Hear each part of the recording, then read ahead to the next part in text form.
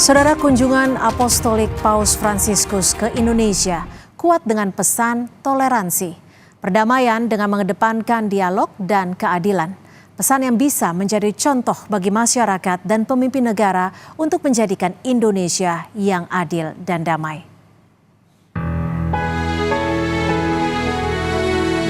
Lawatan Paus Fransiskus ke Indonesia meninggalkan banyak makna, bukan hanya karena karismanya, tapi juga kesederhanaannya.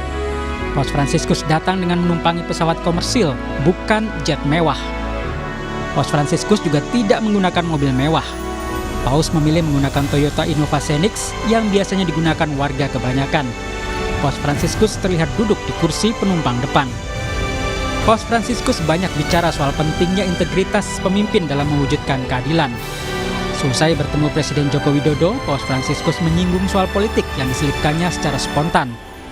Alih-alih menganggap politik sebagai sesuatu yang kotor, ia mengajak melihat dari perspektif lain, bentuk kasih yang penuh arti.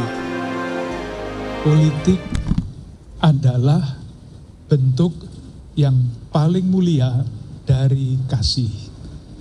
Kita jarang mendengar kata-kata seperti itu. Politik itu kotor, itu biasa kita mendengar. Tetapi bahwa politik pada dasarnya adalah wujud kasih yang sangat unggul, itu tadi diucapkan oleh Bapak Suci. Saya kira konsekuensinya akan besar kalau itu dikembangkan dengan berbagai macam tafsiran, dan bukan hanya tafsiran, tetapi perwujudannya. Paus Fransiskus juga menyinggung soal kekayaan alam Indonesia. Saat menyambangi Masjid Istiqlal Jakarta, Paus mengingatkan, meskipun Indonesia memiliki sumber daya alam yang melimpah seperti tambang emas, tetapi ada harta yang jauh lebih berharga yang harus dipertahankan, yaitu persatuan dalam keragaman seperti semboyan Bhinneka Tunggal Ika. E se è vero che ospitate la più grande miniera d'oro del mondo, sappiate che il tesoro più prezioso è la volontà che le differenze non diventino motivo di conflitto, ma si armonizzano nella concordia e nel rispetto pacifico. L'armonia, questo che voi fate. Bhinneka Tunggal Ika, uniti nella diversità. Grazie. Persatuan dalam keberagaman juga ditunjukkan Paus Fransiskus saat bertemu Imam Besar Masjid Istiqlal Nasaruddin Umar yang mencium kening Paus Fransiskus. Dan sebaliknya, Paus pun membalas dengan mencium tangan Imam Besar Istiqlal.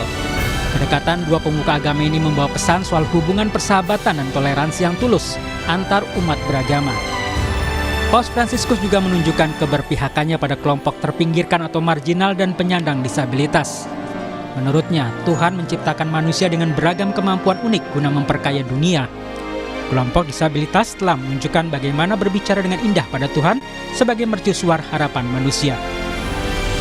Pesan toleransi dan dialog kembali diulang Paus Fransiskus saat memimpin Misa Kudus di Gelora Bung Karno, Senayan, Jakarta. Dalam pesan misanya atau homili, Paus Fransiskus meminta umat Katolik untuk menaburkan kasih dengan menempuh jalan dialog. Non stancatevi di gettare le reti, non stancatevi di sognare, non stancatevi di sognare e costruire ancora una civiltà della pace. Osate sempre il sogno della fraternità, che è un vero tesoro fra voi. Sulla parola del Signore vi incoraggio a seminare amore, a percorrere fiduciosi la strada del dialogo, a praticare ancora la vostra bontà e gentilezza col sorriso tipico che vi contraddistingue. Menteri Agama Yakut Khalil Qomas mengungkap ada 3 pesan Paus Fransiskus buat bangsa Indonesia, mulai dari mengedepankan dialog sampai menjaga lingkungan. Jadi keragaman itu sebagai kekuatan, dan ini harus dijaga.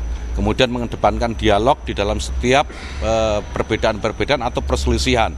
Kemudian menjaga lingkungan agar tetap hijau, karena itu menjadi milik atau hak generasi-generasi kita yang akan datang. Paus Fransiskus bukan hanya sekedar tokoh. Lebih dari itu, Paus Fransiskus adalah sosok yang bisa menjadi contoh menjaga toleransi, keadilan, dan kemanusiaan. Tim Liputan Kompas TV.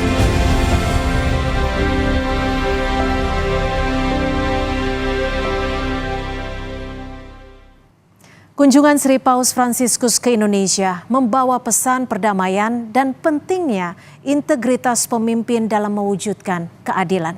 Pesan kuat Sri Paus harus menjadi pengingat bagi kita semua, termasuk para pemimpin dalam mewujudkan Indonesia yang adil dan damai. Indonesia sebagai negara besar, multi etnis dan agama harus menjadi contoh bagi dunia bahwa nilai keadilan dan kemanusiaan tidak diabaikan. Di Istana Negara, Paus Fransiskus di hadapan Presiden Joko Widodo mengutip apa yang pernah disampaikan Paus Yohanes Paulus II saat berpidato di Istana Negara dalam lawatan tahun 1989. Paus Fransiskus mengulang pesan Paus Yohanes Paulus agar negara memelihara hak asasi manusia dan hak politik semua warga. Kepemimpinan yang memberi teladan dan adil dalam ketatanegaraan akan menghasilkan perdamaian bagi seluruh bangsa. Karena Opus Justitiae Pax, perdamaian adalah mahakarya dari keadilan. Kunjungan pemimpin umat Katolik dunia ke Indonesia harus bisa jadi pengingat bagi mereka yang mendapat kekuasaan. Menjadi pemimpin adalah tentang konsistensi keteladanan.